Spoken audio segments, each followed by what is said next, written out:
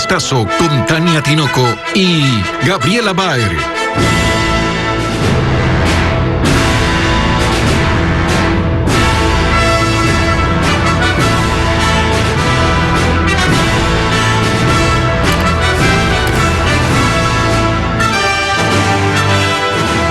Amigos, buenas tardes, bienvenidos a Televistazo. Iniciamos contándoles que el candidato presidencial Yacu Pérez insiste en que es víctima de fraude electoral y pide que se abran las urnas de 7 provincias. Para ello presentó recursos electorales, una demanda penal y también un pedido de auditoría. ¿Cómo estás, Tania? ¿Qué tal, Gaby? Amigos televidentes, buenas tardes. Varios de sus simpatizantes realizan vigilias en el exterior del Consejo Nacional Electoral. Francisco Garcés sigue las actividades del presidenciable. Decenas de partidarios del presidenciable de Pachacutic, Yacu Pérez, iniciaron la jornada en una carpa frente al Consejo Nacional Electoral, en donde la seguridad fue reforzada con vallas que cercan todas las instalaciones y además hay presencia de personal militar y policial.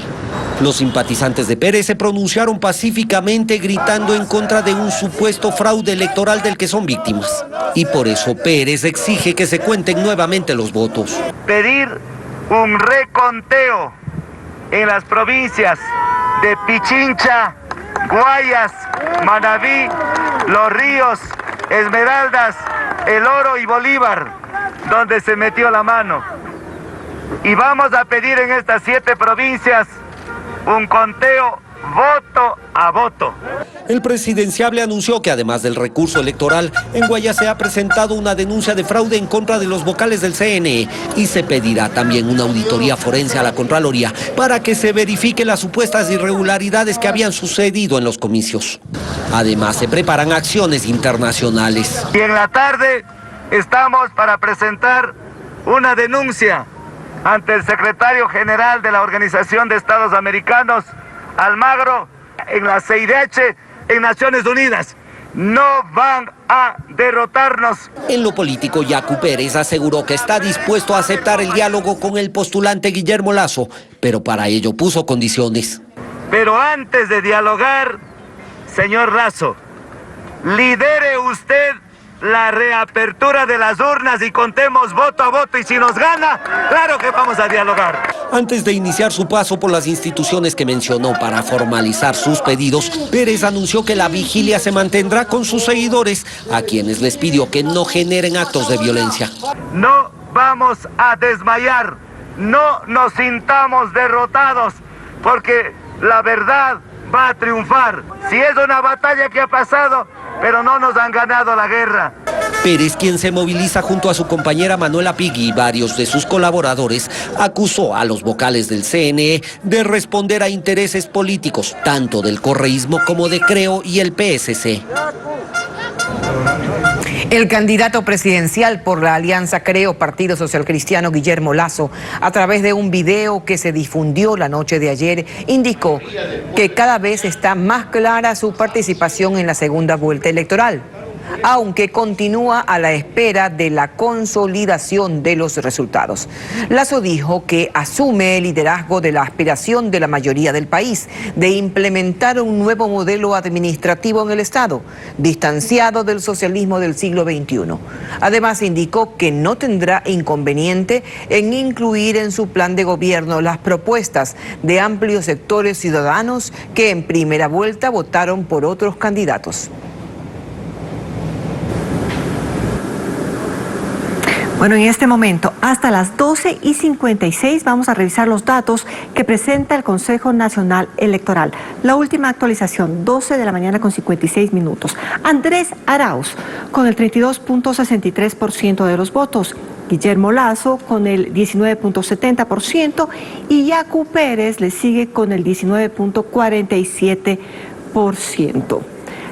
La diferencia entre el candidato Lasso y el candidato Pérez es la siguiente: 21.049 votos es la diferencia entre ambos candidatos, entre Guillermo Lasso y Yacu Pérez, según el último reporte del Consejo Nacional Electoral. Mientras que las actas pendientes son 515, faltan por analizar y procesar. 515 actas faltan por analizar y por procesar. La delegación provincial del Consejo Nacional Electoral en Guayas permanece bajo fuerte resguardo policial y militar. Allí está César Velastegui, constatando cómo avanza el escrutinio de las actas con novedades. César, buenas tardes, cuéntanos, ¿terminó el proceso? Tania, ¿qué tal? Sí, exactamente hace unos pocos minutos finalizó el análisis de las más de 700 actas con inconsistencias que estaban pendientes acá en la delegación electoral del Guayas. Como se puede observar, ya prácticamente todos los verificadores se han retirado. Sin embargo, pese a que ya se finalizó con el análisis de estas actas con novedades, estas nuevas actas serán escaneadas y en caso de que se registre otro tipo de inconsistencias o alguna novedad en esas mismas actas, volverían nuevamente a ser abiertas y analizadas. Esto con presencia de veedores políticos tanto de Creo y de Pachacuti. Sin embargo, desde muy temprano acá a la delegación acudió un grupo significativo de militantes de Pachacuti, como lo explica Diego Cuenca en la siguiente nota. Llegaron a Guayaquil con banderas del movimiento indígena y mientras caminaban hacia los exteriores de la delegación del Consejo Electoral del Guayas, portaban lanzas. Dicen que vinieron a evitar un fraude contra su candidato Yacu Pérez. No es posible que Yacu gane en 13 provincias contundentemente del país y nos roben nuestro triunfo. Ya a las 10 de la mañana dentro del CNE se reanudó el recuento de los votos en la Junta Electoral Provincial ubicada en Guayaquil. Son más de 300 actas con inconsistencias halladas para la dignidad de presidente. El proceso es cuestionado por Pachacuti, mientras en los exteriores permanecen concentrados, aglomerados, mientras esperan el recuento de votos y son vigilados por la policía. Y a pesar de la lluvia, los representantes de las comunidades indígenas se declaran en permanente vigilia, mientras esperan la llegada de al menos 30 buses con simpatizantes de Yacu Pérez, que vienen desde el oriente ecuatoriano. Hoy están viajando más de 20 buses de provincia Pastaza. De Morona a Santiago están más de 30 buses queriendo viajar. Ya nos estamos contactando hasta que esto nos pase. La autoridad de tránsito municipal está alerta a la llegada de los buses. La disposición es que los buses que tienen frecuencia no tienen ningún problema, ellos llegan al terminal. Los que no tienen frecuencia, la CTE con la Policía Nacional están haciendo los controles en los 12 puntos que le metieron. Y nosotros tenemos personal al ingreso de la ciudad de Guayaquil a la altura del puente de la Unidad Nacional. Hasta el cierre de ese reportaje se ha registrado la llegada de indígenas a la terminal terrestre de Guayaquil, quienes luego caminan hasta afuera del CNE. Se prevé que para las 3 de la tarde ya esté totalmente finalizado todo el proceso para las dignidades presidenciales. Es el ambiente que se vive acá y estaremos pendientes. Gaby, sigue tú con más información. Buenas tardes. Gracias, César, por ese informe. Les contamos que el Pleno del CNE instaló la audiencia pública de los escrutinios de las elecciones 2021. Los consejeros conocieron los resultados de la elección presidencial en 9 provincias de las 16 que terminaron el proceso. Patricio Díaz nos cuenta que estuvieron delegados de Pachacuti que se retiraron al no estar de acuerdo con los datos. Desde casi las 10 de la mañana el Consejo Electoral se instaló en audiencia pública para conocer los resultados de las elecciones del pasado 7 de febrero. Se leyeron los datos de la elección presidencial con el detalle de cada acta de provincia. A esta sesión acudió la subcoordinadora de Pachacuti, Cecilia Velázquez, pero salió cuando todavía faltaban por leerse algunas provincias. No nos llama la atención solamente para escuchar la lectura del señor secretario y que los señores consejeros no opinen absolutamente nada y que las organizaciones políticas no tengamos el derecho a opinar o objetar. No tiene sentido, entonces nos procedemos a retirarnos. En el pleno del CNE siguieron, pero la presidenta del organismo hizo un señalamiento. Precisamente esta audiencia pública, las organizaciones políticas pueden presentar reclamaciones con toda la documentación de respaldo que sea necesario. Esta es la oportunidad de presentar cualquier situación que consideren que el Consejo Nacional Electoral en pleno pueda observar, pueda resolver. Mientras el vicepresidente, a pesar de las críticas en los exteriores del CNE, prefirió hacer un reconocimiento. La satisfacción que siento por el excelente trabajo que se ha venido haciendo en las juntas provinciales electorales, dentro de estos informes que hemos recibido. La transparencia, la eficiencia.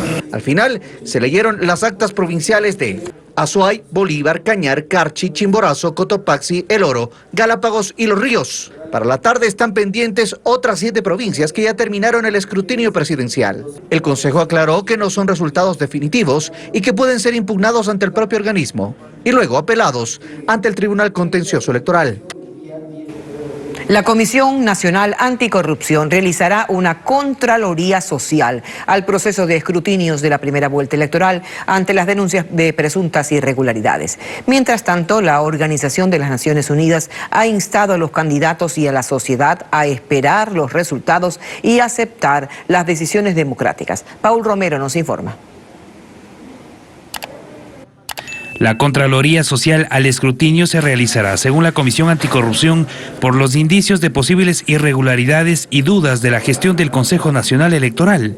Así lo señaló Juan Cubi, uno de sus integrantes. Y lo mejor sería que ese proceso electoral se desenvuelva con la mayor transparencia y confianza posible a los ojos de la ciudadanía. Decirle a la ciudadanía que estamos vigilantes de que las cosas se hagan correctamente.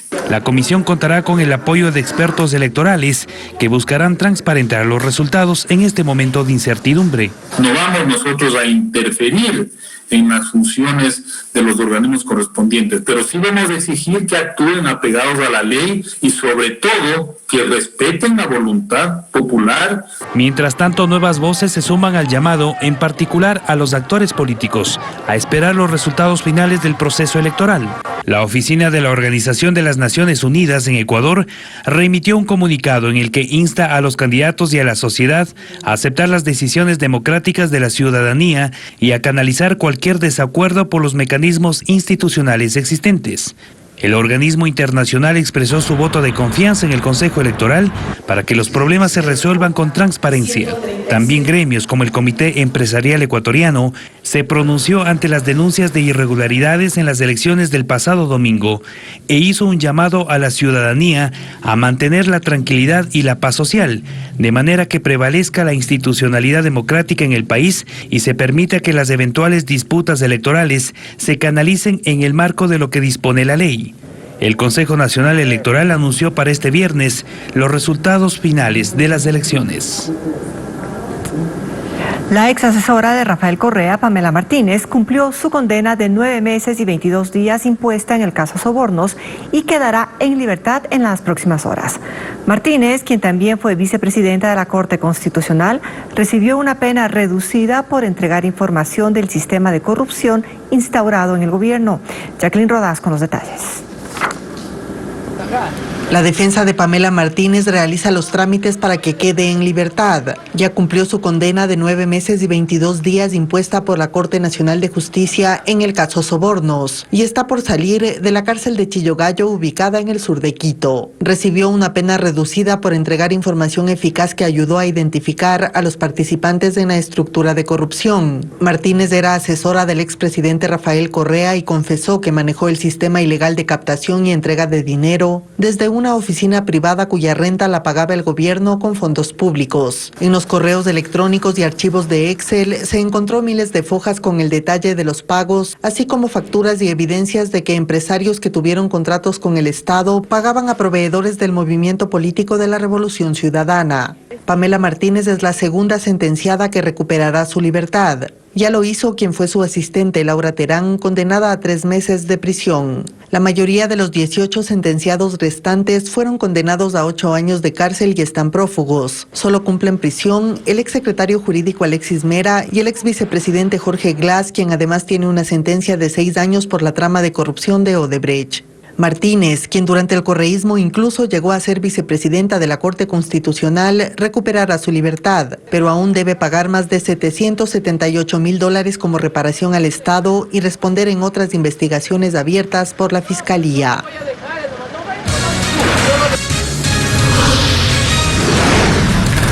Vamos a la pausa y al regresar hoy se debía aplicar la segunda dosis de la vacuna ante el COVID-19. En el hospital de policía se completó el proceso, sin embargo, fue de manera reservada.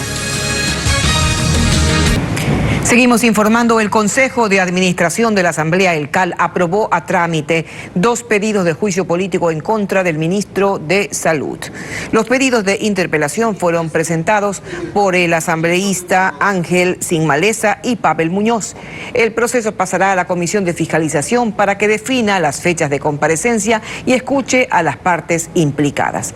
El funcionario, el ministro, es cuestionado por las supuestas irregularidades en el plan de vacunación. Científicos detectaron que existen nuevas variantes del virus SARS-CoV-2 similares a las de Reino Unido, Sudáfrica y Brasil en pacientes de Guayaquil. Esto causa preocupación debido a las consecuencias generadas por estas variantes, como el aumento de hospitalizaciones y el alcance de contagio a otros grupos de edad, como a niños. Nos cuenta Bessie Granja. El hallazgo lo hicieron científicos del laboratorio de la Universidad de Espíritu Santo o US Biolab, quienes presentaron los estudios realizados a 24 genomas del coronavirus. Las muestras analizadas fueron de 2 pacientes contagiados de COVID-19 que permanecen en cuidados intensivos. Según Fernando Espinosa, director del Centro de Investigaciones, se detectaron nuevas variantes del virus SARS-CoV-2, similares a las de Reino Unido, Sudáfrica y Brasil, lo que para el país representa un grave riesgo en el combate de esta enfermedad. ¿Esto qué significa? Que la OMS tiene razón en decir que debemos armar cercos epidemiológicos rápidos cuando encontramos estas variantes, porque o si no, las vacunas pueden tener problemas en el futuro inmediato. Pero ¿cuáles son las implicaciones en la vacunación? El experto lo explica con mayor detalle. Hasta el momento, lo que tenemos con certeza es que la variante de Sudáfrica, entonces disminuye la protección de la vacuna. Las otras todavía dan una protección arriba del 90%. Hay 4 señales de alerta en el monitoreo de posibles nuevas variantes que son aumento de hospitalizaciones, cambios en los síntomas, gravedad del cuadro clínico y variación en grupos de edad más infectados. Por eso la necesidad de que la mayor cantidad de la población pueda recibir la vacuna cuanto antes. En inversión va a ser más barato comprar vacunas y tener una población inmunizada a seguir atendiendo pacientes con COVID y retardándose el progreso del país. Los resultados de este estudio fueron entregados al Ministerio de Salud para su respectivo análisis. Y justamente hoy se cumplen 21 días desde que se realizó la vacunación de la primera dosis contra el COVID-19 en Ecuador. En el Hospital de la Policía se realizó la segunda inoculación de 84 miembros del personal médico. Sin embargo, a diferencia de la primera vez, este proceso fue de forma reservada y sin presencia de la prensa. Andrea Báez nos cuenta que tampoco hay respuestas sobre si las vacunas alcanzarán para las segundas dosis. Cerca de las 7 de la mañana llegaron las vacunas contra el COVID-19 para aplicar la segunda dosis al personal del Hospital de la Policía. Fueron 2 pequeñas cajas isométricas que se entregaron al director del hospital para el procedimiento que se llevó a cabo bajo un fuerte resguardo policial y de forma reservada. Las vacunas llegaron aproximadamente cerca de las 7 de la mañana, sin embargo, esta vez no se permitió el acceso a la prensa para poder grabar el procedimiento. Esto por parte de una disposición del Ministerio de Salud Pública. Las instrucciones fueron dispuestas por escrito, donde el ministerio señala que dentro de las exclusiones del evento no existe autorización para vocería de coordinadores zonales ni gerentes de los hospitales. En esta casa de salud son más de 700 personas en el área médica, sin embargo, solo 84 fueron parte del plan de inmunización. Cristina Palacios, jefa de quirófano, es una de las personas vacunadas.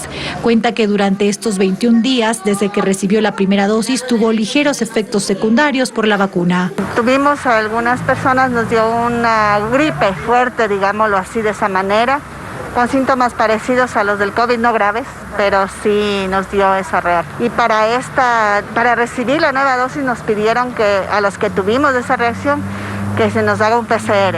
Entonces, obviamente el PCR debe estar negativo para recibir esta dosis. Según datos del Ministerio de Salud, hasta el pasado 4 de febrero se vacunaron a 6.228 personas en hospitales y centros gerontológicos públicos y privados. Aún se desconoce si todos quienes recibieron la primera dosis de las 8.000 que llegaron accederían a la segunda inoculación obligatoria para alcanzar la inmunidad. Según el Comité de Transparencia creado por el Ministerio, 16.000 dosis llegarán al país el 18 de febrero.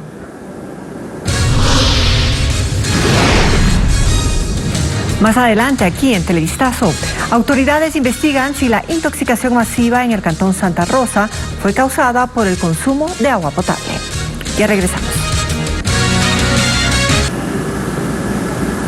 Intoxicación masiva en Santa Rosa, en la provincia de El Oro. Desde la madrugada, centenares de personas empezaron a llegar a la emergencia del único hospital del cantón con síntomas gastrointestinales. Las autoridades sospechan que el agua que consume la población está contaminada, por lo que ordenaron el cierre temporal de la planta potabilizadora. Poco después del anochecer comenzaron a llegar los primeros pacientes y a medida que transcurrían las horas se hizo evidente que la situación estaba lejos de ser normal.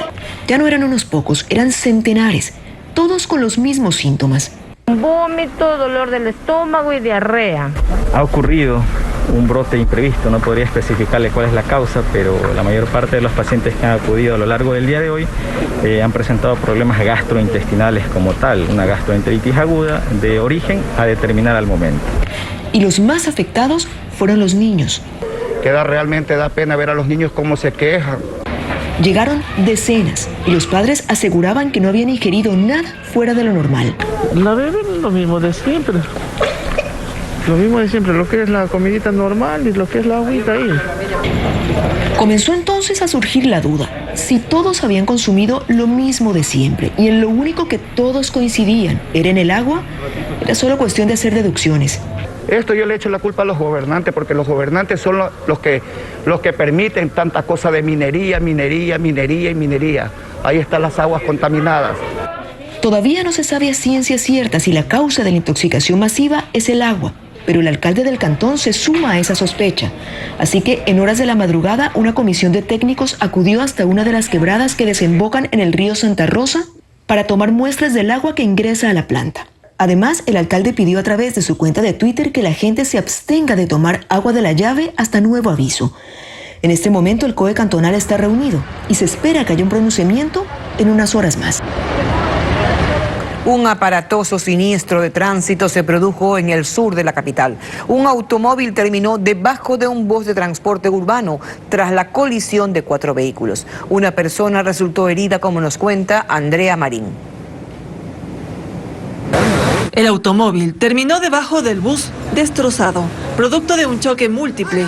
En el interior se encontraba el conductor. El señor quedó atrapado, no sé si logró, porque le vimos que estaba acostado, tal vez se logró bajar el asiento. El paciente estaba en condiciones estables.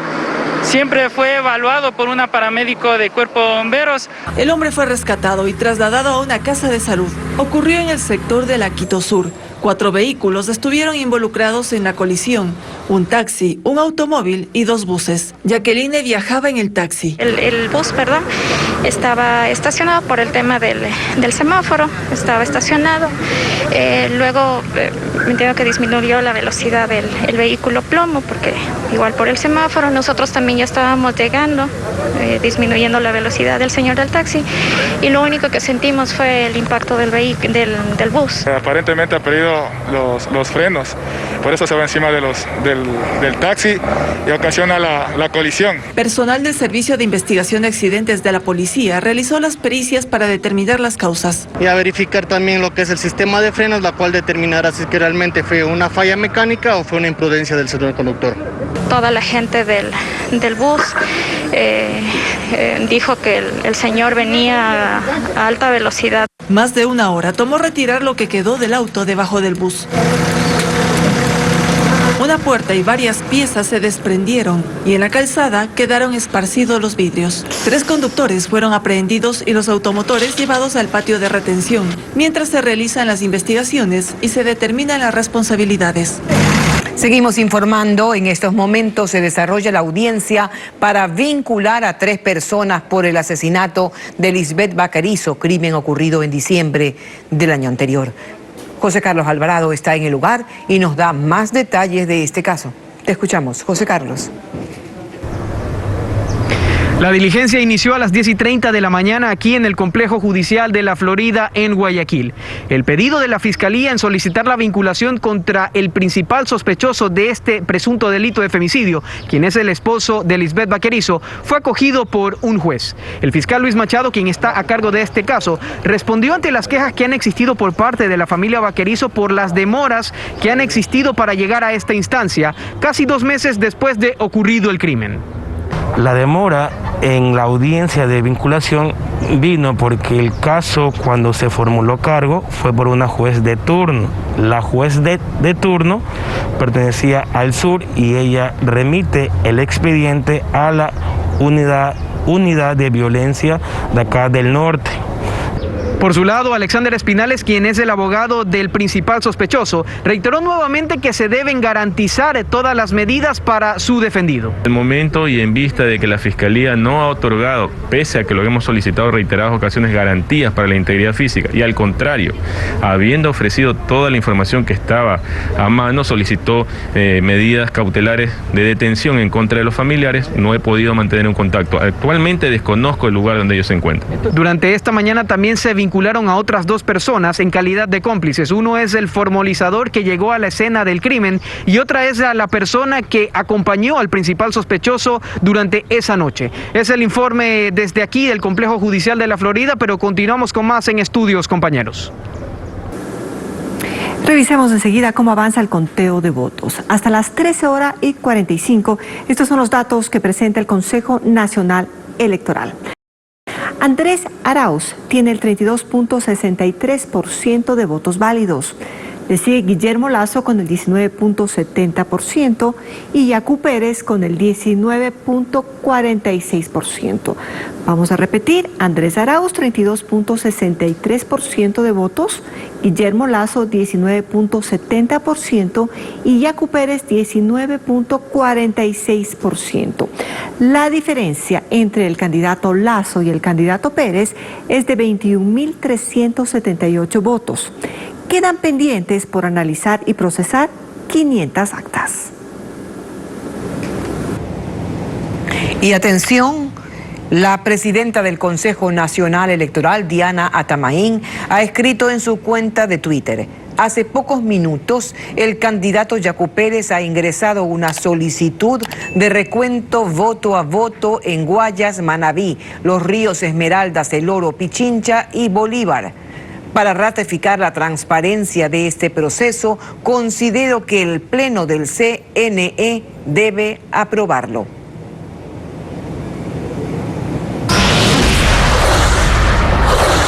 En otros temas, desde este sábado 13 de febrero inicia en todo el país el feriado de Carnaval.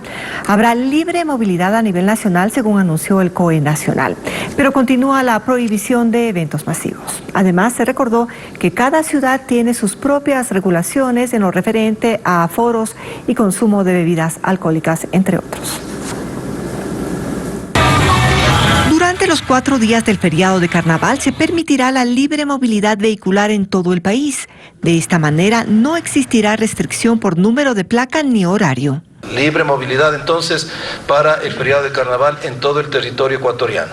El COE Nacional además recordó que está prohibida la realización de eventos masivos en todo el territorio nacional y exhortó a las autoridades de cada uno de los 221 cantones a controlar el consumo de bebidas alcohólicas en espacios públicos, aforos y horarios para evitar aglomeraciones y prevenir contagios de COVID-19, pues alrededor de 80 COEs cantonales ya han autorizado las actividades en bares, discotecas y centros de tolerancia. No podemos nosotros intervenir en decisiones de los COEs cantonales cuando están en el marco de sus competencias. La Policía Nacional desplegará en todo el país 43.500 uniformados para resguardar vías, parques y balnearios desde el mediodía de este viernes hasta las 6 de la mañana del miércoles 17 de febrero. Mientras, la Agencia Nacional de Tránsito realizará controles estrictos en terminales terrestres y en buses para que se cumplan con tarifas, límites de velocidad y medidas de bioseguridad. Sobre el uso de mascarillas, se aclaró. Es obligatorio el uso de mascarilla cuando usted utiliza el transporte público, ¿sí?, a nivel nacional. Pero en el transporte particular, el habitáculo del vehículo, no es obligatorio en los ejes viales nacionales ni en el resto del país, a excepción de la ciudad de Quito. El feriado de carnaval es tradicionalmente el que más turismo nacional genera. En 2020 se movilizó 1 millón de personas. Bueno, ya lo sabemos, con humor o con seriedad, cuidémonos, la pandemia sigue. Gaby. Así es, Tania. Con eso estamos despidiendo, los esperamos a las 19 horas con más información. Que todos tengan una buena tarde.